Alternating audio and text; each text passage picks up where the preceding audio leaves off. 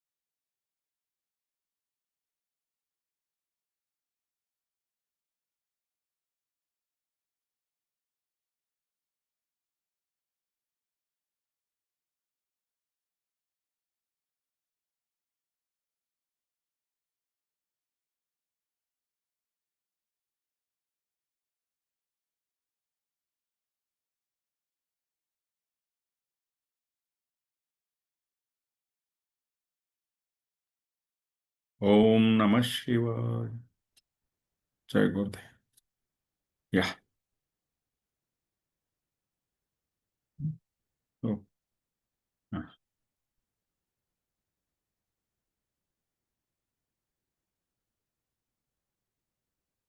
వినబడుతోంది కదా అందరికీ? I audible?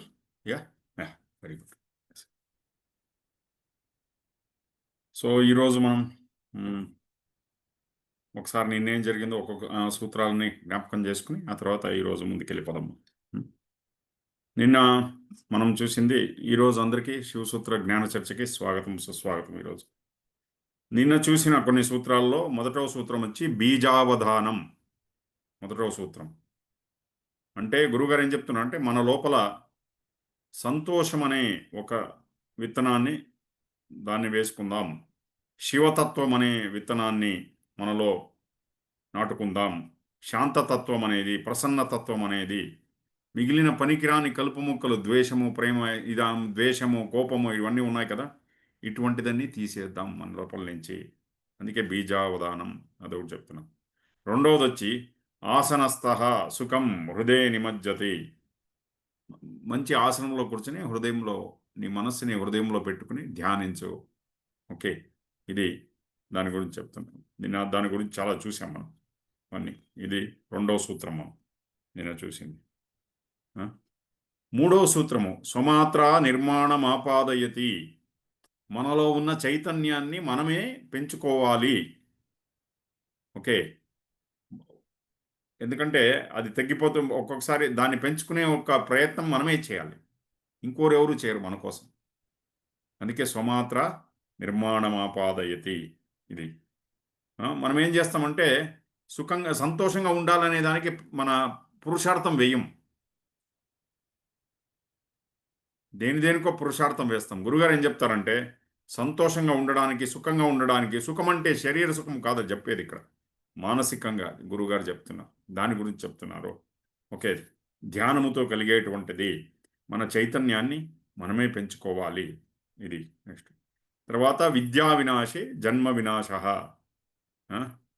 So Avinashi అయిన జ్ఞానాన్ని పొందినప్పుడు జన్మము లేకుండా అవుతుంది.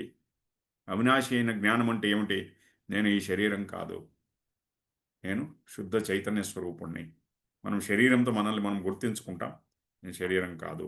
ఇది దీన్ని చెప్తున్నా. నిన్న చూసాం దాన్ని. తర్వాత కవర్గాదిషు మహేశ్వరాద్యా పశుమాతర.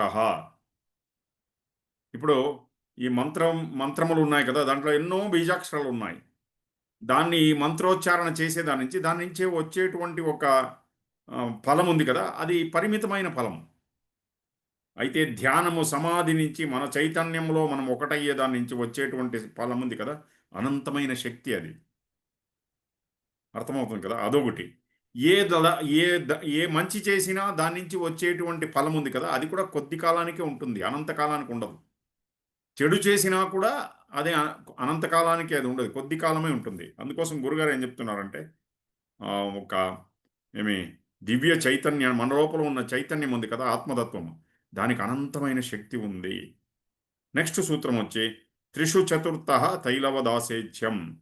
ధ్యానం ఒకటి మనం చేయడం ప్రారంభించినప్పుడు మిగిలిన 3 అవస్థలు ఉన్నాయి కదా, జాగ్రత్త అవస్థ, స్వప్నావస్థ, సుషుప్త అవస్థ అంటే గాఢ నిద్ర, ఇది మూడిటిది ఎరుక మనకు తెలుస్తుంది. ఆ? ఎలా నూనె మనం ఇలా పోస్తుంటే దాంట్లో కట్ కట్ కాదు, బిందు బిందువుగా నూనె పడదు, ఒకే స్ట్రైట్ లైన్గా పడుతుందన్నమాట. అలాగా మనం ఈ మిగిలిన 3 ధ్యానము చేస్తూ చేస్తూ చేస్తూ ఈ మిగిలిన 3 స్థితులను కూడా, సహజమైన చైతన్యం ఈ 3 స్థితుల్లో కూడా దాన్ని అనుభవిస్తాం మనము. దాంట్లో కూడా చైతన్యం అలాగే ప్రవహిస్తోంది. ఇది చెప్తూ వస్తారు గురువుగారు. నెక్స్ట్ వచ్చి మగ్నః స్వచిత్తేన ప్రవిశేత్. మీ చిత్తములో ప్రవేశించి ఆనందంగా నిమగ్నులవ్వండి. ఆ? ఆనందములో నిమగ్నమవ్వండి. ఇది ఒకటి చెప్తున్నాను నేను. ఓకే, నెక్స్ట్ సూత్రం వచ్చి ప్రాణ సమాచారే సమదర్శనం. నిమగ్నులు కావటం లేదు, ఏం చేయాలి? అప్పుడు ప్రాణాయామము. స- ఎందుకంటే సరిగ్గా ప్రాణ సంచారం జరగట్లేదంటే అప్పుడు మనలో ప్రాణశక్తి తక్కువైపోతుంది. అందుకే మనం ప్రాణాయామము, అందుకే సాధన అనేది వదలకూడదు. ప్రాణాయామం చేసి సుదర్శన క్రియ చేసి మన శరీరంలో ప్రాణశక్తిని పెంచుకోవాలి. శరీరం అంతా ప్రాణశక్తి సమానంగా చలిస్తూ ఉండాలి. అది శ్వాసలోనే కంపనం ఉంటే జీవితంలో స్థిరత్వం ఎలా ఉంటుంది? ఇది చెప్తారు గురుగారు. అందుకే ప్రాణం అనేది ఉంది చూడండి, ప్రాణశక్తి చాలా చాలా ముఖ్యం. ఓకే, సో మధ్యే వరప్రసవ. నెక్స్ట్ సూత్రం వచ్చి సాధన చేసేటప్పుడు చాలా విఘ్నాలు వస్తాయి. విఘ్నాలు వచ్చినప్పుడు అక్కడే ఇరుక్కోకండి. వచ్చింది ఏం చేస్తాం, ముందుకెళ్దాం మనం. ఒక విఘ్నం వచ్చింది దానికి ఏమంటే మళ్ళీ ముందుకెళ్తాం. అక్కడతో ఎన్ని చేసినా విఘ్నాలే, నేను ఏం చేసినా నా చేతికి దక్కదు, ఇలాంటి ధారణ తీసుకోకూడదు. ఎంత సాధన చేసినా వస్తాయి. అందుకే శ్రేయాంసి బహు విజ్ఞాని అంటారు. మంచిది చేయడానికి పోతే విఘ్నాలు ఎక్కువ ఉంటాయి. అంటే మంచిదానికి తలపెట్టాం మనము, అది మంచిది అని అనుకోవాలి. గురుగారు అదే చెప్తారు. శ్రేయాంసి బహు విజ్ఞాని, మంచిది చేయడానికి పోతే విఘ్నాలు ఎక్కువ వస్తుంది. అప్పుడు మనకు ఇది మంచిది, ముందుకు వెళ్తూ పోవాలి మనం. ఓకే, సో ఇది చెప్తున్నారు గురువుగారు. సో ఇది ఇన్ని సూత్రాలు మనం నిన్న చూసాం. ఈరోజు శరీరమే దేగులము, అది సబ్జెక్ట్. శరీరమే దేవస్థానం బాగా. ఓకే, అది చెప్తున్నాను. ఓకే, సో ఈరోజు చెప్పేటువంటి సూత్రములు ఉన్నాయి కదా, ఇది ఎలాగంటే ఈ అధ్యాత్మ పథములో చాలా సంవత్సరాల నుంచి ఉండేవాళ్ళు. ఓకే, ఎవరిలో సోమరిపోతనం లేదు, ఎవరిలో ద్వేషము అసూయం అంతా తగ్గిపోయింది, ఒక లెవెల్కి తృప్తి వచ్చేసింది వాళ్ళకి. అటువంటి సాధకులకి ఈరోజు చెప్పేటువంటి కొన్ని చెప్తున్నారు గురుగారు. అంటే పువ్వు పూర్తిగా వికసించలేదు, ఇంకేం వికసించాలి, అటువంటి స్థితిలో ఉండేవాళ్ళు. పూర్తిగా తృప్తి దొరకలేదు, ఇంకా ఇంకా ఆల్మోస్ట్ దొరికింది అలాంటి వాళ్ళకి. అటువంటి సత్సంగం చాలామందికి అనిపిస్తుంటుంది. ఎన్నో సత్సంగాలు చేశాను, ఎన్నో సంవత్సరాల నుంచి నేను ధ్యానం చేస్తున్నాను, చాలామందికి ధ్యానం నేర్పించాను, ఇంకా తృప్తి లేదు లోపల నుంచి. వాళ్ళకి ఈ సూత్రాలు చాలా ఉపయుక్తం అవుతుంది. అందుకోసం గురుగారు చెప్తున్నారు. కొంతమంది వ్రతములు, నియమములు, ఉపవాసములు అని హఠం చేసి శరీరాన్ని చాలా బాధ పెడుతుంటారు. చేయకూడదని చెప్పట్లే, చాలా ఓవర్గా చేయడం. ఎంత చేయాలో అంత చేయకుండా ఓవర్గా చేయడం. అందుకే అటువంటి సాధకులకి నెక్స్ట్ సూత్రం గురుగారు చెప్తున్నారు. శరీర వృత్తిర్వ్రతం. ఏమి? శరీర వృత్తిర్వ్రతం. ఏమిటిది శరీర వృత్తిర్వ్రతం అంటే? శరీరంలో కలిగేటువంటి ఏమి ఆ ఒక యాక్టివిటీస్ దాన్నంతా చాలా చాలా ప్రేమగా చూడండి. అది వ్రతానికి ఈక్వల్గా ఉండేది. ఏదైనా వ్రతం చేస్తే ఎలా ఉంటుందో దానికి సమానమైనది. ఇక్కడ మనం ఏం చేస్తాం? ఇంకొకరిని బాధపడతాం, సతాయిస్తాం. అలాగే మనల్ని కూడా బాధ పెట్టుకుంటాం, సతాయించుకుంటాం. చిన్నపిల్లలు గొడవలు చేస్తే ఇంట్లో వాళ్ళు కొడతారు పెద్దవాళ్ళు. ఆడవాళ్ళు తల తీసుకుపోయి గోడ కొట్టుకోవడము, చిన్న చిన్న గొడవలు అయితే ఇవన్నీ ఇంట్లో సామాన్యం జరుగుతూ ఉంటాయి ఇవన్నీ. ఇంకోరిని ఏడిపించడము, లేకపోతే వాళ్ళే ఏడుస్తూ ఉండడము.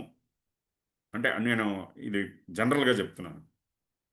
కొంతమంది ధర్మం పేరిట తమ్ తమ తమను తాము బాధ పెట్టుకుంటూ ఉంటారు. శరీరానికి చాలా చాలా బాధపడతారు. గురుగారు ఏం చెప్తున్నారంటే కొంతమంది గాలి వస్తే వాళ్ళు గాలికి వెళ్ళిపోతారు. అలా ఉంటారు. అయితే సోమవారము ఒక ఉపవాసము, మంగళవారం ఉపవాసము, గురువారము, శుక్రవారము, శనివారము ఒక్కొక్క రోజు ఒక్కొక్క దేవతకి ఉపవాసము. ఆ? గురువు కోసం ఉపవాసము, గణపతి కోసం ఉపవాసము.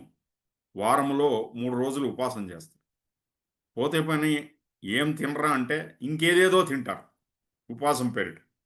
శరీరాన్ని దండిస్తారు.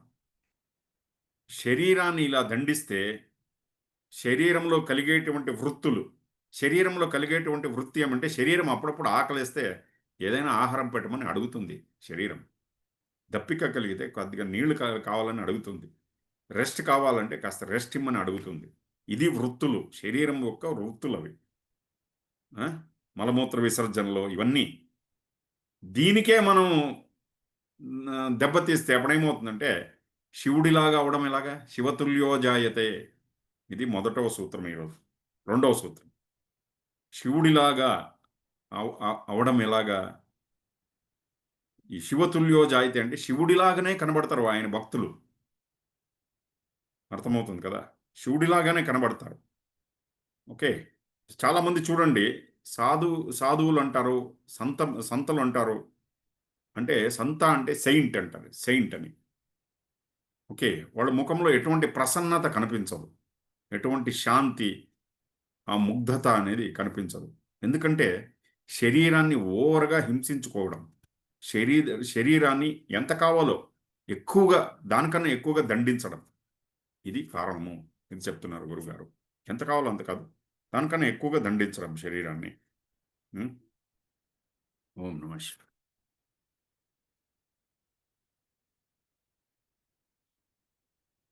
సో 2 రకాల అందరూ వింటున్నారా? Are you all with me? Yeah. So 2 రకాల మనుషులు ఉంటారని చెప్తున్నారు గురువుగారు. ఒకటేమంటే శరీరమే అంతా అనుకుంటున్నారు వాళ్ళు. శరీరంతో ఏకమైపోయారు, తాదాత్మ్యం చెందారు వాళ్ళు. ఆ శరీరాన్నే పోషించుకుంటూ ఉండిపోతారు. ఇంకొకరు శరీరానికి దాన్ని ఎంత సతాయించాలో అంత సతాయించి దాని సంతోషం. ఈ 2 రకాల వాళ్ళకి కూడా ఆత్మజ్ఞానం అనేది కలగదు. శరీరం అంటే కాస్త ఆకలవుతుంది, దప్పికేస్తుంది, నిద్రొస్తుంది. దీన్నన్ని ఎందుకంటే దాన్నంతా వినాలి మనం. అందుకే శరీర వృత్తిర్వ్రతం. వ్రతం అంటే ఏమిటి? దేన్ని ఇష్టపడి చేస్తున్నామో, ప్రేమగా చేస్తున్నామో దాన్ని వ్రతం అంటారు. అయ్యో! చెయ్యాలి అని తల కొట్టుకొని చేస్తారు చూడండి, ఇది వ్రతం కాదు. ఆ? ఎక్కడ మనస్సు నిమగ్నమవుతుందో, సంతోషంతో నిండి ఉన్నదో, ఆ ఆ పని చేయడానికి సంతోషపడతారా మీరు? అది. ఒక్కొక్కసారి చాలా సంతోషమైనప్పుడు తినాలని కూడా అనిపించదు. ఓకే. ఇంట్లో ఏదైనా ఫంక్షన్ జరిగినప్పుడు ఆ సంతోషానికి కొంతమంది సరిగ్గా భోంచేయరు వాళ్ళు. అలాగే తిందాంలే ఏముంది, అందరూ తిన్న తర్వాత తిందాంలే, చివరిలో తిందాంలే. చివరికి ఎన్ని ఐటెమ్స్ కూడా అయిపోయి ఉంటాయి. ఏదో ఒక అన్నము, రసం తినేసి అలా సరిపెట్టుకునేస్తారు. పెద్దగా ఆకలి అనిపించదు. ఏమంటే ఇంట్లో మంచి శుభకార్యం జరిగి ఇలాగ ఇంట్లో వచ్చిన అతిథులంతా తిన్నారా? ఏదన్నా వాళ్ళందరూ తృప్తిగా ఉన్నారు కదా! వాళ్ళందరినీ ఉపచరించి ఆ! సో, ఇలా చేస్తే అది గురుగారు అదే చెప్తారు. మనస్సెప్పుడు సంతోషమవుతుందో, ప్రేమతో నిండి ఉన్నదో అదే వ్రతము. సో, ఈ శరీరంలో కలిగేటువంటి ఈ వృత్తుల్ని ప్రేమగా చూడడము. కృష్ణుడు చెప్తాడు, మీ శరీరంలో నేను కూర్చున్నాను చైతన్య స్వరూపంగా. కృష్ణ పరమాత్మ చెప్తున్నాడు ఆయన. మీ శరీరంలో చైతన్య స్వరూపంగా నేను కూర్చున్నాను. అర్థమవుతుందా? అర్థమవుతుంది కదా! కొద్దిగా ఆహారం ఇవ్వాలి. ఆ లోపల ఉన్న ఆ శరీరాన్ని చూసుకోవాలి మనం. ఈ శరీరం అనేది ఒక గిఫ్ట్ అండి మనకు దేవుడిచ్చింది. ఒక కానుక. ఓవర్‌గా తినేయడమో కాదు, తినకుండా ఉండడం కూడా కాదు. యుక్తాహార విహారస్య యుక్త చేష్టసి. భగవద్గీతలో ఆయన చెప్తాడు స్వామి. ఎంత కావాలో అంత ఆహారం తీసుకో. ఓకే. హ్మ్. సో, ఈ శరీరం మనకు దగ్గరగా ఉండేటువంటి ఒక ఉపాధి. శరీరం దగ్గరగా ఉండేటువంటి ఉపాధి. దాన్ని సుఖదుఖాలు మనం చూడాలి. దాని కష్ట సుఖాలు మనం చూడాలి మనము. వింటున్నారా? Are you all with me? Yeah!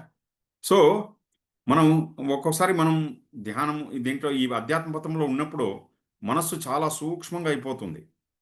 చూడండి, బస్సులో కూర్చొని పోతూ ఉంటాము. ఏదైనా ఒక యాక్సిడెంట్ అయితే కొద్దిగా రక్తం కనబడితే మనకేమో అయినట్టు అనిపిస్తది.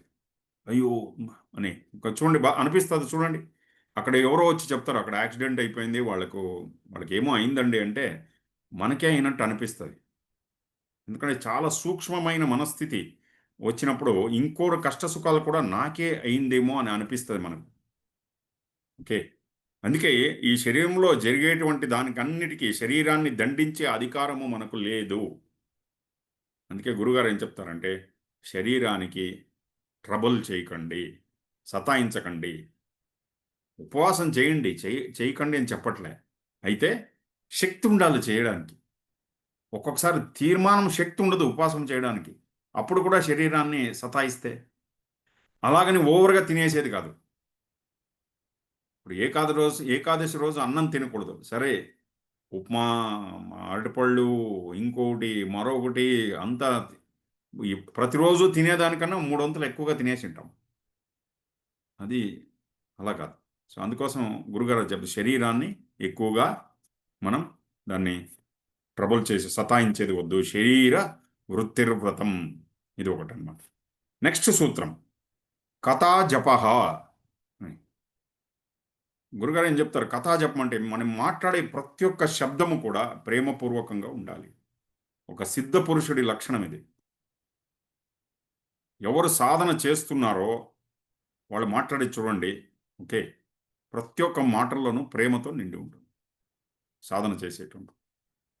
దానికో శ్లోకం చెప్తారు గురుగారు. యతీనాం యతచిత్తానాం శబ్దం అర్థానుధావతే. మన చైతన్యం పూర్ణంగా ప్రకాశించినప్పుడు మాట్లాడే ఒక్కొక్క మాటలో కూడా ఒక శక్తి ఉంటుంది.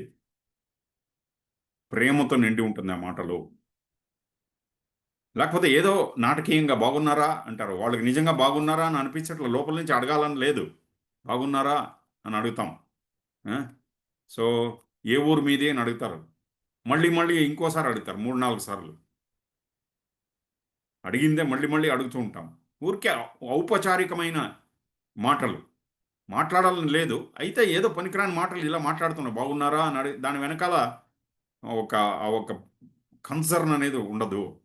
అయితే ఒక జ్ఞాని మాట్లాడేటప్పుడు ఇలా కాదు. పూర్ణమైన ప్రేమ ఉంటుంది. ఒక జపంలాగా ఉంటుంది. అందుకే మాటలు కూడా జపంలాగా ఉంటుంది వాళ్ళది.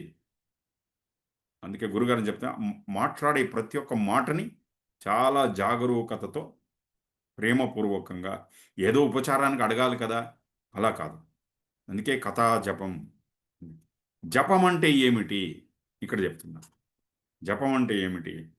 జ అంటే జననము. అంటే పాలించడము. అర్థమవుతుంది కదా!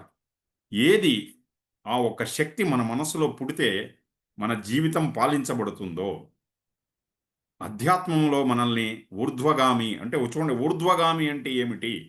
ఇది మనం తెలుసుకోవాలి. శక్తి మూలాధారము నుంచి సహజ వెన్నెముక నిటారుగా ఉండి స్ట్రెయిట్‌గానే ఇలా ఉండి, మూలాధారము నుంచి సహస్రారం వరకు శక్తి పైకెళ్తుంది చూడండి. దీన్ని ఊర్ధ్వగామి అంటారు. అది తెలుసుకోవాలి మనం. ఓకే. అది చేసినప్పుడు, జపం చేసినప్పుడు ఆ! ఏది మన చైతన్యం వికసిస్తుందో, మనలో ఒక ప్రేమ కలుగుతుందో, మన చైతన్యం వికసిస్తుందో అదే జపం. ఏదో జపం చేస్తూ ఉంటాము. బయటేమో జరుగుతుంది. దాన్నేమో చూస్తూ ఉంటాము. అలా కాదు. 100కి 100% మనం ప్రాణం దాంట్లో పెట్టి ఆ! భావపూర్ణంగా, అర్థపూర్ణంగా దాన్ని తెలుసుకొని ఏం జపం చేస్తున్నామో దాని గురించి తెలుసుకొని చేయడమే జపం అని చెప్తున్నారు గురువుగారు. ఓకే. సో, కథా జపః. ఓం నమః శివాయ. అందుకే వెనకటి కాలంలో ఏం చేసేవారంటే, గురువుగారి దగ్గరికి వెళ్ళేవారు. ఏదైనా గురువు దగ్గరికి వెళ్లి, ఏదైనా ఒక మంత్రాన్ని ఉపదేశించండి అని అడిగారు. అప్పుడు గురువుగారికి చూస్తూనే ఏదో ఒక బీజాక్షరాన్ని, ఒక జపాన్ని వాళ్ళకి ఉపదేశించేది. అది ఆ మంత్రము రహస్యంగా పెట్టుకో అని. ఎందుకంటే మనం ఎందుకు రహస్యంగా పెట్టుకోమంటారు మంత్రాన్ని? మిగిలిన మాటలని, పనికిరాని మాటలన్నీ మాట్లాడేస్తూ ఉంటాం కదా! ఆ రహస్యంగా పెట్టుకుంటే దాంట్లో ఉండే శక్తి అలాగే మనతో మిగులుతుందని, మనతో ఉండిపోతుందని. ఓకే. సో అందుకోసం ఆ, ఈ ఒక జపం అనేది దాని వెనకాల ఉండేటువంటి ఒక శక్తి అన్నమాట. నెక్స్ట్ మనం చూసేదేమి, నెక్స్ట్ సూత్రం వచ్చి ఉమ్, దానం ఆత్మజ్ఞానం. వింటున్నారా? Are with me? దానం ఆత్మజ్ఞానం. ఏమిది దానం ఆత్మజ్ఞానం అంటున్నా? ఏమిది అంటే, మనం ఈ ప్రపంచంలో ఉన్నప్పుడు ఏదో ఇస్తుంటాం, ఏమో తీసుకుంటూ ఉంటాం. ఆదాన్ ప్రదాన్ అంటారు దీన్ని. ఇవ్వడము తీసుకోవడము ఇది జరుగుతూ ఉంటుంది. ఇప్పుడు శ్వాస లోపలికి తీసుకుంటున్నాం, అక్కడే ఉండిపోతుందా శ్వాస? బయట వెళ్ళాలి. ఓకే. సో ఇలా లోపలికి రావడం బయట పోవడం జరుగుతూ ఉంటుంది. మనం కొంతమందికి ఏమో ఇస్తాము, ఇంకోటి దగ్గర ఏదో తీసుకుంటాము. సూక్ష్మంగానో స్థూలంగానో ఇది జరుగుతూ ఉంటుంది. అయితే ఎవరైనా ఏదైనా వస్తువులు మనకి ఇచ్చినప్పుడు ఎన్ని రోజులు ఉంటుంది? దానంగా ఇచ్చినప్పుడు ఏం జీవిత కాలానికి ఉంటుందా? లేదు, ఏదో కొద్ది రోజులు ఉంటుంది మన దగ్గర. అయితే ఉత్తమమైన దానం ఏమిటి ఇక్కడ అడుగుతున్నారు గురుగారు. అత్యంత ఉత్కృష్టమైన దానం ఏమిటి, శ్రేష్టమైన ధ్యానం ఏమిటి అంటే, ఆత్మజ్ఞానానికి ఈ పథంలోకి ఇంకొకరిని తీసుకురావడము, ఇంకొకరిని వాళ్ళని ఆత్మజ్ఞానంలోకి ప్రవేశపెట్టడము. దానికన్నా ఉత్తమమైన ఒక దానం ఇంకోటి లేదు. ఇప్పుడు దీనికి కొన్ని ఎగ్జాంపుల్స్ చెప్పుకుంటూ పోతారు. ఏదైనా పెళ్ళి అయింది అనుకోండి, ఆ? కొంతమంది గిఫ్ట్లు ఇస్తారు. ఆ గిఫ్ట్లు ఇచ్చిన వాళ్ళకి మళ్ళీ ఇంకొక గిఫ్ట్ ఇస్తారు. అలా చేతులు ఊపుకుంటూ వచ్చేవాడికి ఏదో ఒక చిన్న ఒక అరటిపండో లేకపోతే ఇంకేదైనా ఒకటి ఇచ్చి పంపించేసింటారు. ఎవరు ఏమి ఇస్తారని దాన్ని అలా చేసేది కాదు దానము. దానం అనేది మన దేశ సంస్కృతిలో ఒక భాగంగా అయిపోయింది. ఒక శుభకార్యం కానీ అశుభకార్యం కానీ అక్కడ దానం అనేది ఉంటుంది. ఎవరైనా చనిపోతే అప్పుడు కూడా దానం ఇస్తారు. పుట్టినా కూడా దానం ఇస్తారు. ఇవ్వడం, తీసుకోవడం, పంచుకోవడం ఈ దేశంలో ఒక భాగంగా ఉంది. ఓకే. ఏదైనా ఒక పండగ జరిగితే, ఒక పౌర్ణమి వస్తే, ఒక పర్వదినాన మ ఆహ్, అటు మన ఇరిగింటి వాళ్ళకి, పొరుగింటి వాళ్ళకి దానం ఇవ్వడము, అన్నతమ్ముళ్ళకి ఇవ్వడము, అక్క చెల్లెళ్ళకి ఇవ్వడము. ఇలా ఇవ్వడం అనేది మన దేశంలో దానం ఇవ్వడం అనేది చాలా చాలా ముఖ్యంగా భావిస్తారు. దాంట్లో శ్రేయస్సు ఉంది. ఓకే. అది మంచి జరుగుతుంది అని ఒకటి. హ్మ్. ఎప్పుడైనా ఒక ప్రయోగం చేసి చూద్దాం. హ్మ్. మీ మనస్సు చాలా ఎనర్జీ తక్కువైందని అనుకోండి. చాలా మనసులో అంత ఏదో అలజడిగా ఉందనుకోండి. అప్పుడు ఏదైనా తీసుకెళ్ళి ఒక 10 మందికి ఏదైనా దానం ఇస్తే, అప్పుడు చూడండి మనస్సు ఒక పరిస్థితి చూడండి. ఏదైనా ఇంట్లో వండేసి తీసుకెళ్ళి ఒక 10 మందికి భోజనం ఇస్తే, లేకపోతే మన దగ్గర ఉండే పాత బట్టలు తీసుకెళ్ళి మనం ధరించేటువంటి బట్టలు, అది తీసుకెళ్ళి ఇంకొకరికి ఏదో ఆశ్రమంలోనో ఎక్కడన్నా ఇస్తే, అప్పుడు మన మనస్సులో కలిగేటువంటి భావన చూడండి. అందుకే గురుగారు ఏం చెప్తారంటే, మనం ఏం పంచుకుంటామో ఇంకొకరితో, ఏమి దానం ఇస్తామో అది వెనక్కి వస్తుంది. వెనక్కి రావాలని మనం ఇచ్చేదొద్దు. ఇవ్వాలని ఇస్తాం. దాన్నే సాత్వికమైన దానం అంటారు. దాన్నేమంటారు? సాత్వికమైన దానం అంటారు. ఓకే. మన ఇంట్లో పెద్దవాళ్ళు అంటూ ఉంటారు ఒక మాట. ఏమంటే, "ఈరోజు మేము బాగున్నామంటే, మా పెద్దవాళ్ళు చేసిన దానము, ధర్మము." కరెక్టా? ఈరోజు 2 పూట్ల తింటున్నాము, ప్రశాంతంగా ఉన్నాము అంటే, మా పెద్దవాళ్ళు చేసిన పుణ్యము నుంచి మేము ఈరోజు బాగున్నాము. అందుకే గురుగారు ఏం చెప్తారంటే, మనం చేసే సత్కర్మలు, సత్కార్యాలు, దానము మనల్ని మాత్రమే కాదు, మన ముందు వచ్చే జనరేషన్‌లు కూడా కాపాడుతుంది అని చెప్తూ ఉంటారు. మన ఇళ్లలో కూడా అది చెప్తూ ఉంటారు. ఆ! సో, ఎన్నో రకాల దానం చేస్తాం. ఎందుకు దానం చేస్తే పుణ్యమొస్తుంది అంటారు? వింటున్నారా? ఆర్ యూ ఆల్ విత్ మీ? ఆ! సో, దానం చేస్తే ఎందుకు పుణ్యమొస్తుంది అంటే, ఇప్పుడు ఏదో ఒక జీవి, ఒక వ్యక్తి ఆకలితో అలమటించి ఆ సమయానికొచ్చినప్పుడు, వాళ్ళకి కడుపు నిండా భోజనం పెట్టినప్పుడు, ఆ లోపల నుంచి ఆ ఆత్మ ఒక ఆశీర్వాదం చేస్తుంది. ఆ లోపల నుంచి ఆ ఆత్మ మనల్ని ఆశీర్వాదం చేస్తుంది. ఆ ఆశీర్వాదమే. అది పుణ్యం అంటే. ఓకే. ఆ! చాలా వేడిగా ఉన్నప్పుడు ఒక చెట్టు కింద నీడలో కూర్చున్నప్పుడు కలిగేటువంటి ఆ ఒక చల్లదనం, అలా ఆత్మకు కూడా కలుగుతుంది. ఆ ఒక్క ఆశీర్వాదమే మనకు పుణ్యంగా మారుతుంది. అందుకే ఇస్తే ఉత్తమంగా ఉండేది ఇవ్వాలి. దానం అంటే ఏమి అంటే కాస్త గిల్లినట్టు ఉండాలి. రూ. 5, రూ. 10 గురుగారు అదే చెప్తారు. దానం చేసినప్పుడు కొద్దిగా అనిపించాలి, నేను ఇచ్చాను అని అనిపించాలి లోపల నుంచి. ఏదో ఇచ్చేసి అది చెప్తారు గురుగారు. కాస్త మనకు లోపల నుంచి అనిపించాలి, ఓ ఇచ్చానని. ఓకే. అందుకే ఇస్తే ఉత్తమమైన దాన్ని ఇవ్వాలి. అన్నిటికంటే ఉత్తమమైనది ఏమిటి? జ్ఞానము. జ్ఞానం ఇచ్చినప్పుడు ఏమవుతుంది? ఎదుట ఉన్న వ్యక్తి దుఃఖము నుంచి దూరమవుతాడు. పైకి ఉద్ధరించబడతాడు. ప్రతిరోజు ఏడుస్తూ కూర్చునే ఒక ఆత్మకు ఒక స్వాతంత్రం దొరికినట్టు అవుతుంది. వింటున్నారా? ఆ? ప్రతిరోజు ఏడుస్తూ కూర్చునే ఒక ఆత్మకు ఒక స్వాతంత్రం దొరికినట్టు అవుతుంది. ఒక అనుభవిస్తుంది అనమాట. ఇప్పుడు ఒకరు జైల్లో ఉంటారు. వాళ్ళకి సడన్గా ప్రెసిడెంటో ఇంకెవరో క్షమాభిక్ష పెట్టి వాళ్ళని బయట వదిలేస్తారు. 15 సంవత్సరాలు ఉండాల్సిన వాళ్ళు ఒక 5-6 సంవత్సరాలు వాళ్ళు శిక్ష అనుభవించినట్టు వదిలేస్తే ఎంత సంతోషపడతారు? ఒక పంజరంలో ఉన్న ఒక పక్షి సడన్గా దానికి ఆ తలుపులు తీసేసి బయటికి వెళ్ళిపోతే ఆ పక్షి ఎంత సంతోషపడుతుంది? అలాగే ప్రతి ఒక్క ఆత్మ కూడా జ్ఞానము కోసం వెంపర్లాడుతూ ఉంటుంది. వింటున్నారా? ఆ? సో అందుకే మనం మరణించినప్పుడు మన ముందు వచ్చేది రెండే రెండు ప్రశ్నలు. రెండు. ఎంత ప్రేమను పంచుకున్నాం అందరితో, ఎంత జ్ఞానాన్ని పొందాం. ఎంత ప్రేమను పంచుకున్నాం, ఎంత జ్ఞానాన్ని పొందాం మనం. అర్థమవుతుంది కదా? సో అందుకే దానం, ఆత్మజ్ఞానం. ఒక చిన్న ఎగ్జాంపుల్ చెప్తాను వినండి. మా ఆర్ట్ ఆఫ్ లివింగ్ టీచర్ ఒక ఆయన ఉండేవాడు. ఆయన ఈఎన్టీ మైక్రో సర్జన్. ఆయన ఆ, డాక్టర్. ఆయన ట్రైబల్ ఏరియాలో వెళ్ళి వైఎల్టీపీలు ఆర్గనైజ్ చేసేవాడు. దాదాపు ఒక 10 వైఎల్టీపీలు ఆర్గనైజ్ చేశాడు ఆయన. ఓ 10 వైఎల్టీపీలు వెళ్ళి ఆయన కారులో వేసుకుని ఉమ్, ఉమ్, వెళ్ళి వైఎల్టీపీస్ ఆర్గనైజ్ చేసి ఎంతమందిని మొబలైజ్ చేశాడంటే అమేజింగ్ సోల్. ఆయన ఆయన శంకర జయంతి రోజే మరణించాడు ఆయన. మన తెలుగువాడు ఆయన. సో ఆ ఆ రోజు అనిపించింది ఆయన మరణించిన రోజు ఎంతమందిని పాతలోకి తీసుకొచ్చాడు ఆయన అని. పాతలో ఉన్నప్పుడు కూడా చాలా సేవ చేశాడు ఆయన. అర్థమవుతుంది కదా? సో అందుకే గురుగారు చెప్పేది ఏమంటే ఇది రెండు. ఎంత ప్రేమను పంచుకున్నా సమాజంతో, ఎంత అలాంటి టీచర్లు చాలామంది ఉన్నారు మనలో. ప్రతి ఒక్క టీచర్ కూడా అందుకే లైక్ ఏ జమ్ అని, ఒక డైమండ్ లాగా సమాజానికి ఏదన్నా చేయాలి ఆ ఒక్క తపనతో టీచర్లు అయ్యారు చాలామంది. అందరూ ఆల్మోస్ట్ ప్రతి ఒక్కరు ఈ సుదర్శన క్రియను అందరికీ తీసుకెళ్ళాలి. ఈ గురుగారి జ్ఞానాన్ని ఒక గ్రామానికి తీసుకెళ్ళాలి అనే ఒక తపనతోనే మన వాలంటీర్స్ కానీ టీచర్స్ కానీ ఓకే ఈ పాత్రలో ఉన్నాం మనం అందరూ. సో ఎంత ప్రేమను పంచుకున్నాం, ఎంత జ్ఞానాన్ని సంపాదించుకున్నాం. ఇది దానం, ఆత్మజ్ఞానం అనేది. ఓకే.